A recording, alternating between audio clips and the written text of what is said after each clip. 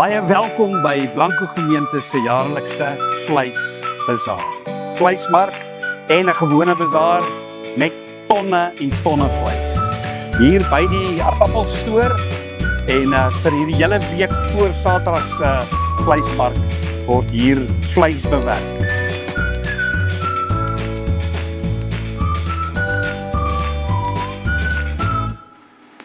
Ja, ons het 25 beeste en 'n hele klompie skape. Die beeste gaan ons van die 25 beeste is daar 'n redelike klompie jong voetjies wat ons heerlike steaks gaan maak. Want die mense kan steaks teen 'n baie billike prys kan kom koop. En dan maak ons natuurlik hier is 'n ton van ons eie gewilde blanco boerewors wat die mense so baie van hou as sowel ook baie min. Dan is ons nog wild.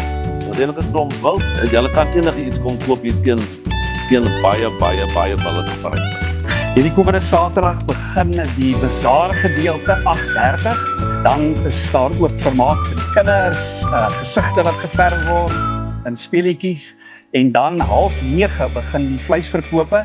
Maar mense wat al vroeër wil kom, sal 'n nommer kry. So jy hoef nie in toue te staan nie. Jy kan voluit bazaar hou totdat ons 9:30 gaan begin om so 50 mense op 'n slag in te vat in die verkoopsarea. En daar's hoop vleis oor genoeg vir almal.